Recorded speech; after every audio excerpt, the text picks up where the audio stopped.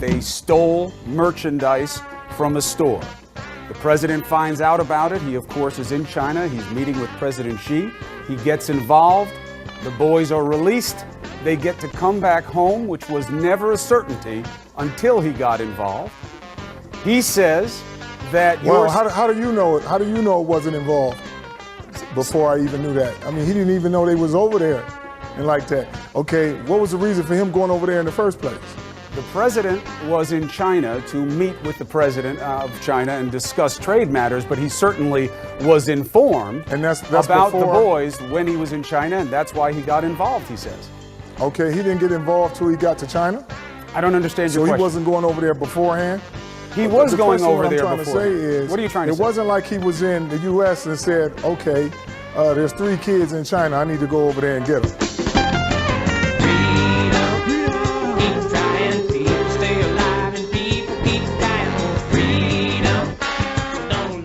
LeVar comes across as incredibly ungrateful. If there's one thing that Donald Trump was right about, is the fact that, again, he didn't really have to do what he did. It was a good gesture on his part. Get my kid out of a Chinese prison sentence. I'm saying thank you. There's no harm in that. And of all the things that people have said about LeVar Ball, and I have come to his defense because I thought that the criticism of him at times has been far too excessive, this is one where legitimacy is attached to him in a very strong way in terms of the criticism, because if you can't be appreciative of that, of your son was one of 3 individuals who decided to go to another nation and attempt to commit theft, just doing, stealing sunglasses from not 1 but 3 different Louis Vuitton stores. This is a reality. And so the bottom line is that there's no defense of that. The kids were wise enough, although via a statement, they were wise enough to apologize. The left as a whole has no vision and no morals. They are spiritually and politically bankrupt, Sean. Why?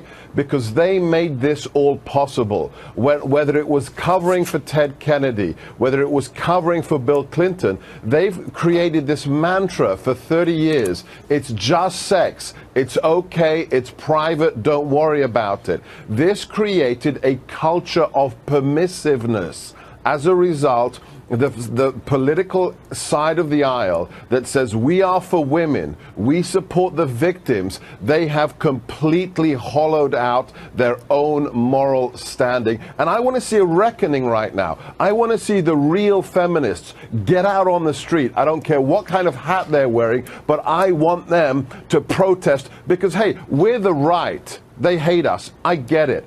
But they made this possible on their own side. Say what you want to about Bill Clinton, but he's got a legacy. He is the first and only American president to get a Jewish girl to eat pork. They all knew what Bill Clinton was doing, and it didn't matter. They trashed those women. There were all kinds of women. He liked all kinds of women. He liked young women, old women, svelte women, full-figured women, all kinds of women. And no matter what, he liked upper middle-class women. He liked women from trailer parks. He liked women generally. And no matter what kind of woman he trashed, the Democrats piled on in destroying all those women. We were talking, he leaned up and, he tried to pull me over, and he put his hand up my leg. I did not have sexual relations with that woman. I said it before, I thought he was my sexual soulmate. And there was, I think when you allow yourself to open up that way, things happen. I did not have sexual relations with that woman. You know, some presidents leave their mark. Bill Clinton left a stain. They're coming to take me away, ha-ha. They're coming to take me away, ho-ho, hee-hee, ha-ha. To the funny farm where life is beautiful all the time. And I'll be happy to see those nice young men in their clean white coats. And they're coming to take me away, ha-ha. To the happy home where trees